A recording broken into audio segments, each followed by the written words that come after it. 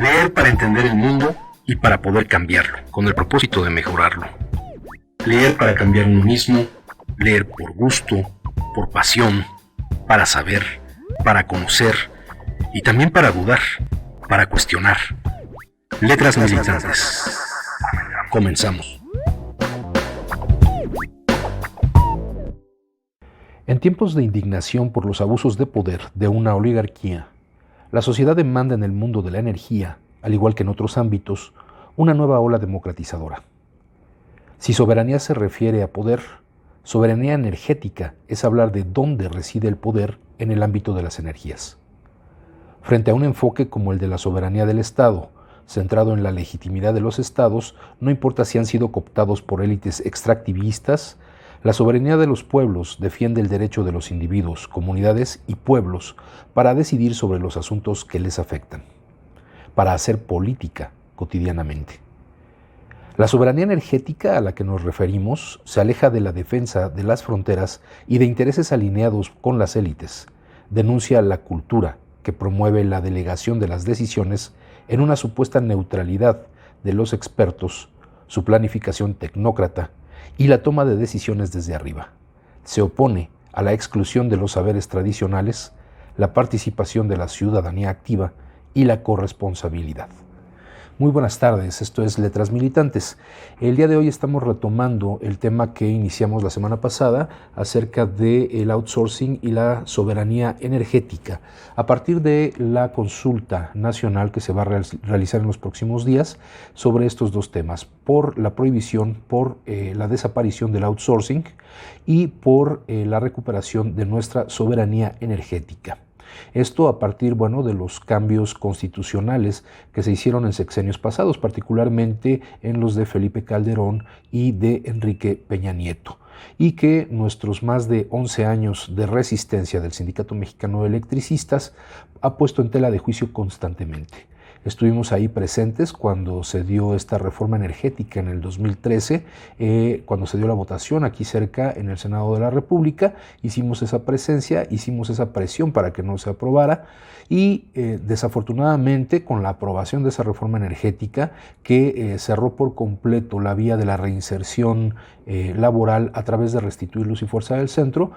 pues nos obligó a llevar una negociación política que dio como resultado una serie de acuerdos con el gobierno federal que aún están pendientes de cumplirse para resolver de fondo el conflicto del Sindicato Mexicano de Electricistas. Esta consulta que estamos impulsando se da justo en el momento en que, el día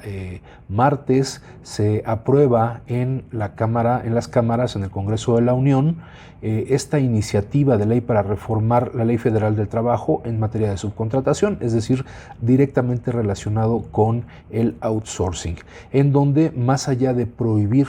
o de desaparecer esta forma de relación laboral, lo que hace es tratar de suavizarla y de regularla. Nosotros seguimos adelante con esta consigna de hacer la consulta, ya que consideramos que en estos parlamentos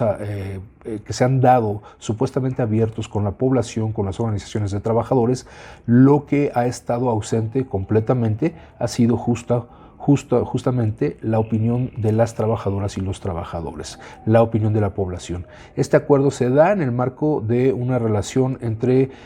el gobierno federal con las cámaras legislativas, por una parte, y por el otro los sindicatos representativos de un sector corporativista, de un sector cooptado desde hace muchas décadas por los anteriores gobiernos, y lógicamente la patronal que va a buscar como de lugar obtener el mayor beneficio. Y lo que nos enteramos con esta aprobación de la iniciativa sobre el outsourcing es que el patrón siempre está en la posición de ganar, porque frente a una posición que se consideraba radical de desaparecer el outsourcing, lógico, hubo este rechazo por parte de la patronal que obligó por la fuerza del dinero, por la fuerza de las influencias económicas, a sentarse a el Estado y a esta parte supuestamente representativa de los trabajadores a negociar. Y el resultado de esa negociación pues es totalmente a favor de los patrones, ya que no desaparece el outsourcing, simplemente se busca regularlo. Es en esta lógica del capitalismo con rostro humano. Se busca nada más regularlo, y lo que obtienen a cambio de permitir que se dé esta regulación es que se reduzca o que se quede muy acotado el pago por reparto de utilidades para los trabajadores. Entonces, bueno, nuevamente vemos que hay una posición de privilegio por parte de los patrones en la negociación con el propio Estado. Pero quienes seguimos estando fuera de esa discusión somos los trabajadores, por lo menos los trabajadores, las trabajadoras que estamos organizados en sindicatos democráticos e independientes con voz propia. Y bueno, para hablar de este tema que vamos a estar pues machacando con fuerza durante estos días, es necesario tener muy claro el concepto de soberanía, a qué nos referimos en el caso de la soberanía energética, y ese es un elemento que nos va a permitir abordar este texto que se titula Definiendo la soberanía energética. Está elaborado por varios autores, entre ellos Pablo Cotarello, que es del Grupo Ecologistas en Acción, David Lilistar y Alfons Pérez de Observatori del Deute a la Globalizació, Alex Guillamón de Entre Pobles, María Campuzano de Enginyeria Sense Frontières y Lourdes Verdier de Multireferendum. Todas estas organizaciones forman parte de algo que llaman, son catalanas, son del Estado catalán, de un conjunto, un frente que se denomina Xarxa por la Soberanía Energética, que sería Red por la Soberanía Energética en catalán. Y este texto, a pesar de que es de 2014, tiene una vigencia muy fuerte, por lo que vamos a comentar al abordar las distintas partes de este texto. Vamos entonces pues a continuar con este texto definiendo la soberanía energética. Así, inspirada en la definición de soberanía alimentaria de la Vía Campesina es otro frente, otro referente de la lucha en el caso del Estado catalán. La soberanía energética podría definirse como el derecho de los individuos conscientes, las comunidades y los pueblos a tomar sus propias decisiones respecto a la generación, distribución y consumo de energía, de modo que éstas sean apropiadas a las circunstancias ecológicas, sociales, económicas y culturales, siempre y cuando no afecten negativamente a terceros. Aquí hay una definición muy interesante que contrasta fuertemente con la concepción generalizada que tenemos en México de la soberanía energética. Este concepto de soberanía energética en el caso mexicano viene, digamos, contaminado desde un pasado reciente de la nacionalización, por ejemplo, de la industria eléctrica, y reciente me refiero a los últimos 100 años, porque básicamente es cuando se conforma este sector energético, es un sector realmente joven en el caso mexicano. La expropiación petrolera en el 38, la nacionalización de la industria eléctrica en el 60, lo que nos van a dar es una industria energética que se va a considerar un ámbito de seguridad nacional.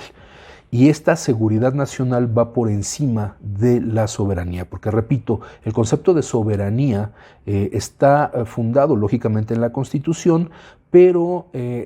a partir justamente de basarse en la Constitución, lo que hace es que al delegar la población, el pueblo, la ciudadanía, al delegar esa soberanía en la administración del Estado, lo que está haciendo es dejando de lado estos puntos que menciona el texto de la Red de Soberanía Energética, que se refiere a los individuos conscientes, las comunidades y los pueblos a tomar sus propias decisiones. Para hacer un comparativo, voy a recordar dos anécdotas. Una de ellas es la relación que tuvimos hace 2 años, la presencia en la Sierra Norte de Puebla con los compañeros de TOSEPAN, de esta asociación civil que agrupa a varias cooperativas de la Sierra Norte de Puebla, que justamente nos convocaron al ESME y a muchas otras organizaciones, a la cooperativa LF del Centro, para hablar sobre el concepto de soberanía energética. Y ahí se hizo muy muy clara la posición de Tosepan en el sentido de que los pueblos originarios no deseaban recuperar la soberanía energética al estilo que se había acostumbrado a partir de 1960 con la nacionalización de la industria eléctrica. ¿Por qué? Porque a pesar de que se había nacionalizado, las poblaciones, los pueblos originarios que estaban cerca de las fuentes de energía, de generación de energía, sean pues las plantas hidroeléctricas, las termoeléctricas o simplemente cerca de las líneas de transmisión, no gozaban del servicio de energía eléctrica e incluso eran despojados de sus terrenos y sus recursos en nombre de este esfuerzo de la industria por hacerla nacional y hacerla soberana. Hace unos momentos yo decía, bueno, no es lo mismo seguridad nacional que la soberanía, porque la seguridad nacional, vamos a empezar por este punto, la seguridad nacional tiene que ver con un control específico a cargo de fuerzas especiales dedicadas a esa seguridad. La seguridad nacional no es lo mismo que la defensa nacional. La defensa nacional es cuando el ejército está a cargo de defender al país en contra de los ataques desde fuera. La seguridad nacional no tiene que ver con los ataques desde fuera, sino tiene que ver con el control interno de la población a través de estas fuerzas militares, policíacas, y lo que habríamos de preguntarnos, y lo abordaremos en otro programa, es si eso es deseable realmente en el caso mexicano. Y entonces yo les decía, Tosepan decía, pues nosotros no estamos de acuerdo en una nacionalización o en una recuperación de la soberanía a costa de perder la propia autonomía de estos pueblos originarios y de poder explotar los recursos que por siglos han estado en posesión de ellos y que les son arrancados en nombre de un progreso al cual nunca tienen acceso. Y esto mismo ocurre, por ejemplo, en el caso de los zapatistas, con quienes también tenemos una larga historia, una larga relación los electricistas, que explica el que tengamos esos acuerdos y compromisos que muchas veces son criticados de manera superficial. Entonces, a lo que se refiere esta soberanía energética no es solamente la explotación de los recursos para que sean administrados por el Estado o que sean explotados por el propio Estado, sino que también se pueda plantear, como lo veíamos en el texto de hace una semana del ingeniero Herrera y Lazo, sobre cómo la propia población pudiera participar en la explotación y en la infraestructura, la creación de la infraestructura de esta energía eléctrica generada desde las propias poblaciones a manera de cooperativas. Bien, ¿qué más nos dice el texto sobre este particular? Cada persona y cada pueblo tiene derecho a la cantidad y tipo de energía necesaria para sostenerse a sí mismo y a su grupo, y a los recursos necesarios para mantenerla, siempre y cuando no externalice impactos ambientales, sociales o económicos negativos, es decir, no genere anticooperación. Este también es un detalle muy importante porque habla de que debemos ser conscientes de nuestro entorno y buscar afectarlo lo menos posible. En misiones anteriores de Letras Militantes hemos hablado sobre esta racionalidad llevada al extremo, que lo que termina por hacer es destruir por vía de la industria, por vía de la ciencia, por vía del avance tecnológico, destruir el entorno natural y atentar a sí mismo contra la vida humana. Entonces, no es una cuestión irracional, ya lo habíamos explicado en otra emisión, es una cuestión eminentemente racional que tiene por fin explotar hasta el nivel más extremo todos los recursos que tiene a su alcance el ser humano, aunque con ello ponga en peligro la propia integridad física de esta generación y de las futuras. En ese sentido, también es importante no perder de vista que en esta recuperación de la soberanía energética podamos también cuidar el medio ambiente y el entorno. No convertir a esta industria eléctrica en una generadora industrial de beneficios económicos a costa de la propia naturaleza. Eso es algo que no debe perderse de vista y que desafortunadamente al utilizar estas formas de generación a través de combustóleo, a través de carbón, lo que estamos haciendo es privilegiando esa ganancia económica, así sea para el Estado, por encima del equilibrio y de la sostenibilidad ecológica de las regiones. Entonces esa contradicción hay que tener mucho cuidado y ya tendremos tiempo de analizarla en particular. De la misma manera, mientras que desde la soberanía estatal se hablaría de independencia y seguridad energética para referirse a la utilización de una cantidad indeterminada de recursos que se consideran necesarios para mantener al máximo la economía doméstica, es decir, satisfaciendo todo tipo de consumos sin atender a su naturaleza. Para la soberanía de los pueblos, la soberanía energética es que todas las personas tengan derecho al acceso a las energías en condiciones dignas y en cantidad suficiente y equitativa.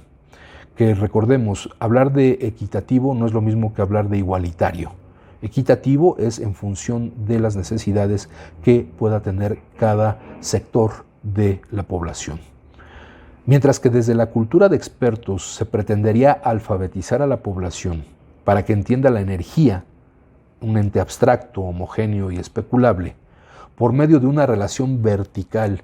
jerárquica y unidireccional,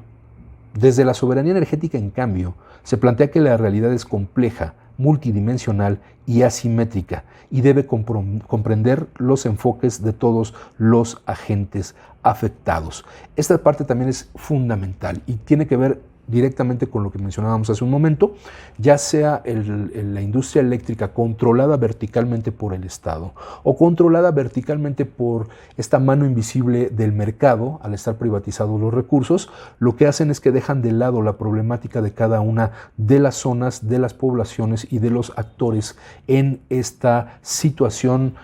general de la sociedad. Entonces, esta soberanía energética, como la plantean los compañeros de la Red por la Soberanía Energética,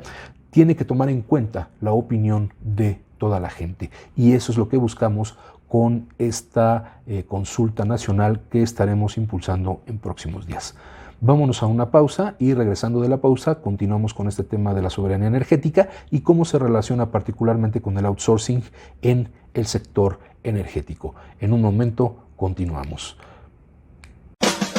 Estás escuchando Letras Militantes.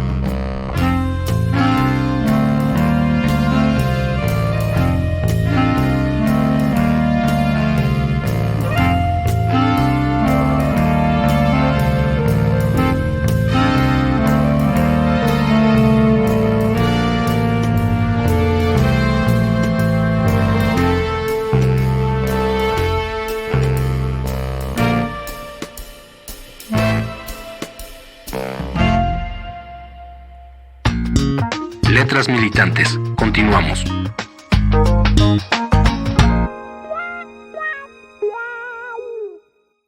Ya estamos de vuelta en Letras Militantes sobre el tema de la soberanía energética y el outsourcing por la consulta nacional que estaremos impulsando la próxima semana y que pues es necesario que todos participemos. El día de ayer, miércoles, se llevó a cabo el Parlamento Abierto de las y los trabajadores, impulsado por la nueva Central de Trabajadores, y el outsourcing fue uno de los temas fundamentales. El objeto de este Parlamento Abierto, esta primera sesión o sesión inaugural, es justamente la de atraer a todos los actores sociales, sea desde los sindicatos, organizaciones sociales de base, sea poblaciones, pueblos originarios, a conjuntar los esfuerzos que han buscado tener un espacio dentro de la Cámara, dentro del marco legislativo, es decir, iniciativas de ley que se han buscado desde distintos ámbitos como la educación, como el trabajo, como el tema de las jubilaciones y pensiones, para hacer un frente común que pueda darle un nuevo impulso a estas iniciativas y que haya un eco realmente favorable a la sociedad, en contra de estos parlamentos abiertos que han sido organizados en la Cámara de Senadores, en la Cámara de Diputados, pero que no pasan de ser simulaciones para legitimar los acuerdos que las cúpulas del poder federal, del poder estatal, tienen con pues los grandes sindicatos corporativos, los sindicatos charros, y con la patronal de nuestro país, como mencionábamos en el bloque anterior, que ya dio uno de sus primeros resultados, y si no de los primeros, sí de los más dañinos para la cultura y el mercado del trabajo, que es esta regulación del outsourcing frente a la posibilidad de reforzar la relación de los trabajadores con un marco legal que defienda realmente sus intereses. Entonces, uno de los temas que se abordaron con especial énfasis en este Parlamento abierto de las y los trabajadores es específicamente el outsourcing. Vamos a tocar el tema del outsourcing, pero para ello primero es necesario cerrar esta definición que estamos haciendo sobre la soberanía energética para que veamos qué relación tiene específicamente con el sector eléctrico mexicano a través del outsourcing. Entonces vamos a continuar con la lectura. Decíamos en el bloque anterior que pues se tiene que concebir esta soberanía energética con la participación más horizontal en contra de una relación vertical jerárquica y unidireccional, que en la soberanía energética se plantea que la realidad es compleja, multidimensional y asimétrica y debe comprender los enfoques de todos los agentes afectados. Por tanto, es necesario desmonopolizar la especialización, generar una comunidad extendida de iguales, compuesta por todos aquellos que deseen entrar en un diálogo y decidir, donde sus miembros aporten sus hechos, que incluyan conocimientos imprescindibles para que las energías necesarias para las personas sean satisfechas.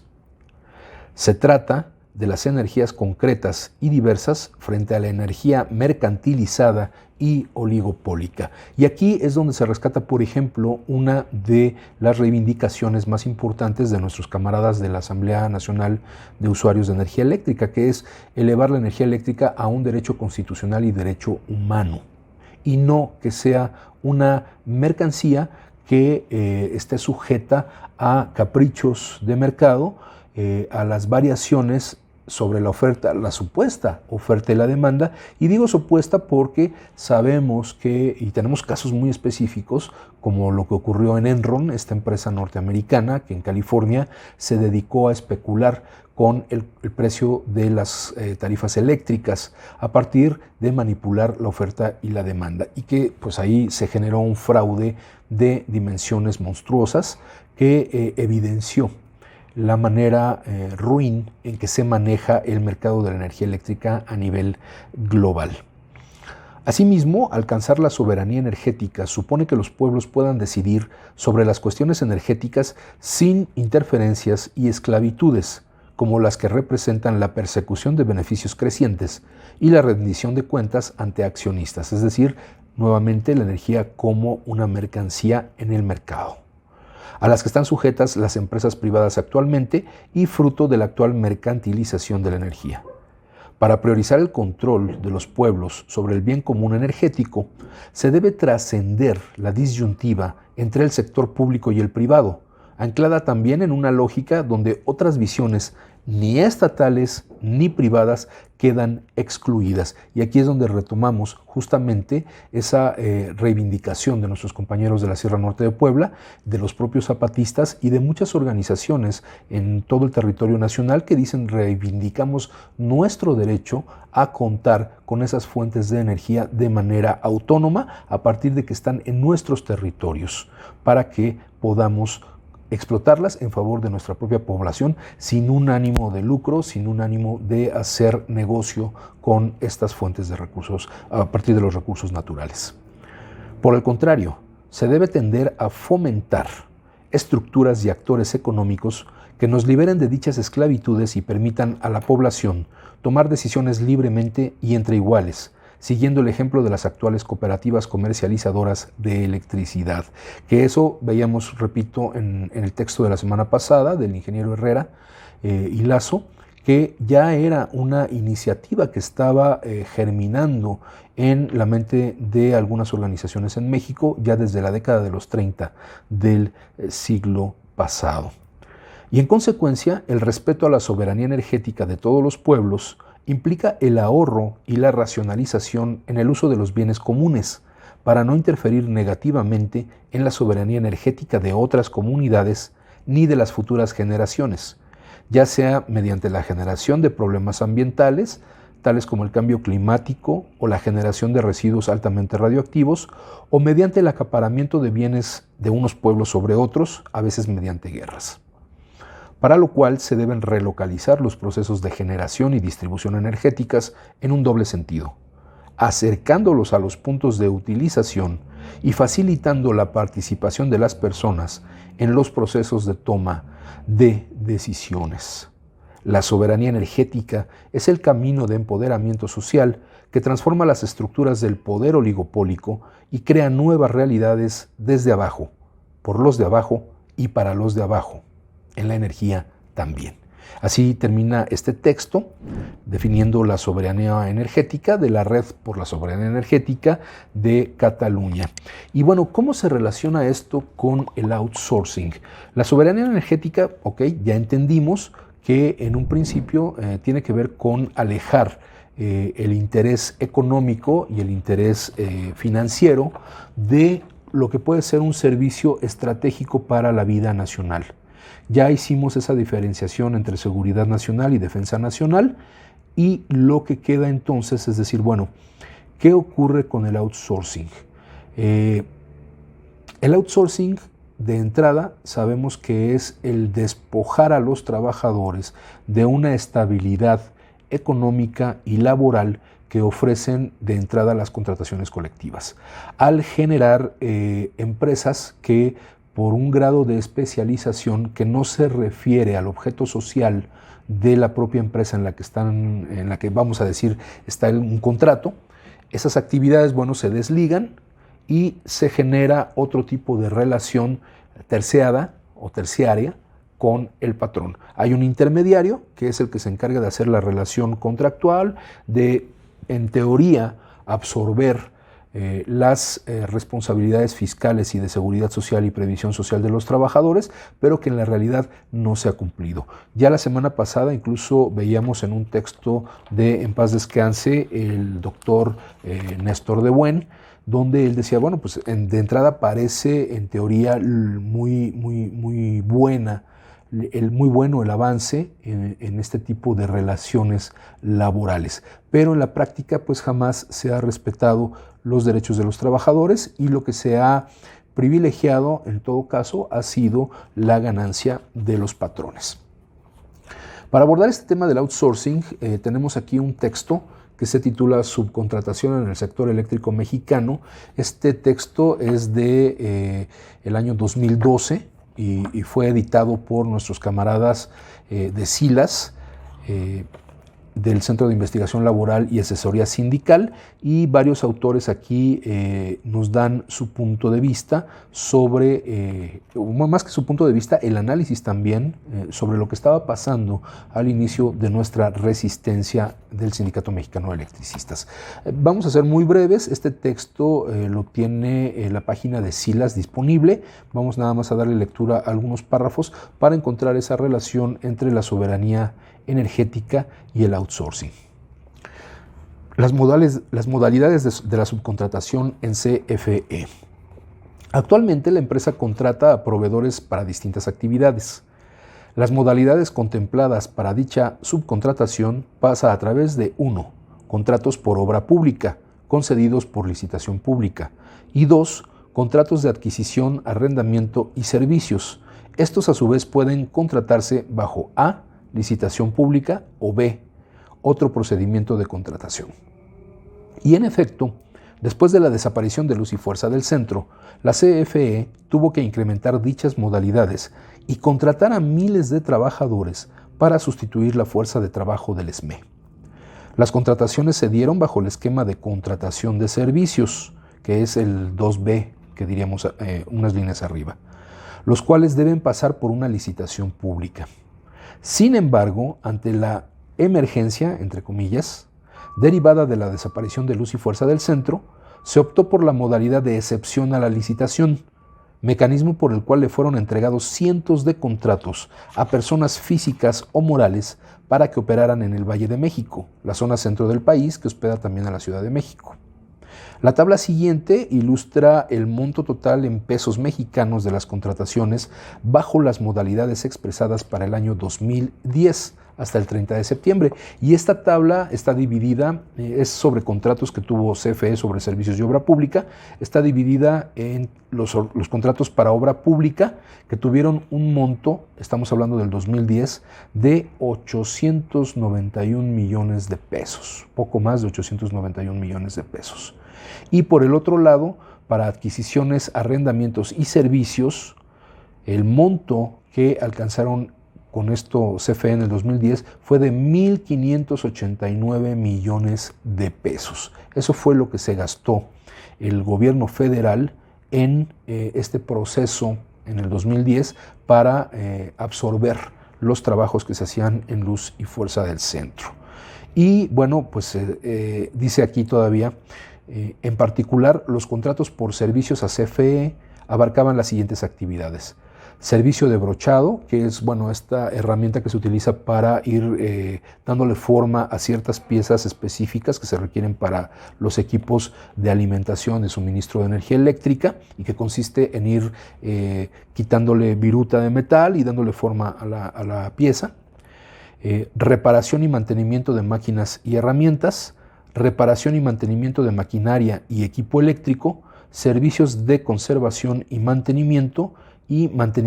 a interruptores de potencia. Como estamos viendo, todas estas actividades que teníamos contempladas en la materia de trabajo de Luz y Fuerza del Centro, de sus diferentes departamentos, pensando, por ejemplo, en taller eléctrico, en taller mecánico industrial, en máquinas herramientas, en mantenimiento eléctrico, mantenimiento mecánico, etcétera, que eran propias de la empresa, pues el golpe que se le da al Sindicato Mexicano de Electricistas lo que genera es que se den estos mercados externos en donde los servicios se ofrecen ya a Comisión Federal de Electricidad, pero como servicios externos. Es decir, ya no son la especialidad de la empresa suministradora de este bien nacional. Además de los contratos contemplados aquí, como dijimos anteriormente, la CFE se encontró con la urgencia de suplir a la desaparecida Luz y Fuerza del Centro, lo cual orilló a la CFE a contratar servicios por fuera, que es esto que estamos haciendo referencia. En el anexo 1, este anexo es parte del libro, se hace referencia a algunos de estos contratos. Y de la lectura de los mismos es posible observar ciertas peculiaridades. Saltan a la vista, por ejemplo, los montos en comparación con las actividades contratadas y también las fechas de los mismos, ya que coinciden fechas de firma, inicio y terminación. Lo anterior, por un lado, nos hace suponer que todos o casi todos los contratos fueron firmados después de la realización de la obra, pues la CFE asume el trabajo en octubre de 2009, recordemos el famoso contrato de comodato, y la mayoría de los contratos presentados tienen fecha posterior. Por otro lado, lejos de ser expertos en la materia técnica del trabajo de la CFE, el sentido común nos lleva a pensar que algunos contratos puedan también ser fruto de dinámicas de corrupción ya conocidas en el seno de la CFE, de la cual hablaremos más adelante. ¿A qué se refieren con estas dinámicas de corrupción ya conocidas? Bueno, a que muchos de estos funcionarios de la Comisión Federal de Electricidad tenían, pero no es algo que está vigente, tienen empresas contratistas a las que, pues lógicamente, les caen estas asignaciones, o que en el proceso supuestamente regulado de la licitación, pues resultan ganadores, y lo que hacen es terciarizar el trabajo contratando a empleados precarizados incluso compañeros y excompañeros del Sindicato Mexicano de Electricistas que tuvieron que precarizarse a ese nivel y entrar a laborar en outsourcing con las empresas que son propiedad de los funcionarios de la Comisión Federal de Electricidad, muchos de ellos en funciones actualmente con la venia de su actual director, Manuel Bartlett Díaz. Entonces aquí tenemos un aspecto fundamental. El golpe al Sindicato Mexicano de Electricistas en el 2009 fue en un primer momento para despojarnos del trabajo y lanzarnos a la indefensión para poder desvanecernos, desaparecernos, como lo anunciaba el propio Javier Lozano, que decía que nada más nos faltaba el acta de defunción. Ello iba a quitar el freno que durante más de 10 años, estuvieron buscando cómo quitarlo el propio gobierno neoliberal, desde Ernesto Zedillo y su fallida reforma en el 2001, el propio Fox y también su intento, Zedillo en el 99 y Fox en el 2001, que intentaron darle la vuelta a la Constitución o cambiar la Constitución para poder lograr la privatización del sector eléctrico. Y esta privatización del sector eléctrico, que se logra o se avanza en buena medida durante el sexenio de Enrique Peña Nieto, tiene que ver lógicamente con el entregar esa soberanía energética, que recordemos es el poder decidir sobre cómo se explota la energía eléctrica y qué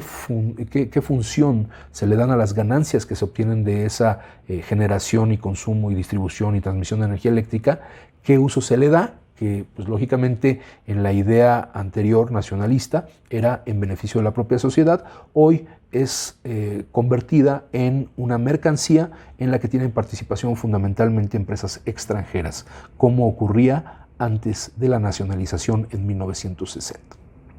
Entonces, aquí convergen esos dos puntos. El recuperar la soberanía energética tiene que ver directamente con desaparecer estos medios de subcontratación, particularmente en el sector eléctrico, porque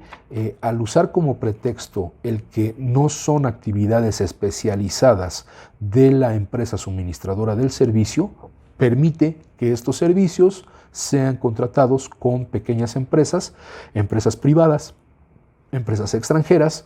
que lo que van a hacer es evitar que los trabajadores gocen de prestaciones y de derechos que marca la propia ley. Por ello es importante que participemos en esta consulta nacional, acerquémonos a los medios oficiales del Sindicato Mexicano de Electricistas, busquemos a nuestra comisión de trabajo para ver de qué manera podemos participar en esta consulta. Se van a abrir módulos, va a haber módulos en los recintos sindicales de nuestras hermanas divisiones, de aquí de la División Centro, en varias de los municipios y alcaldías, en donde vamos a tener esa presencia junto con otras organizaciones de la nueva central para llevar adelante esta consulta. Bueno, pues se nos ha acabado el tiempo. Agradecemos a Radio ESME el darnos el espacio y apoyarnos en la producción de este programa, pero sobre todo les agradecemos a ustedes que nos ven cada semana en Letras Militantes. Por el momento pues es todo. Muchas gracias y muy buenas tardes. Decía Samuel Smiles, el libro es una voz viviente, es una inteligencia que nos habla y que escuchamos. Acompáñanos en la próxima emisión de Letras Militantes, a través de Radio ESME, donde a los libros les damos la palabra.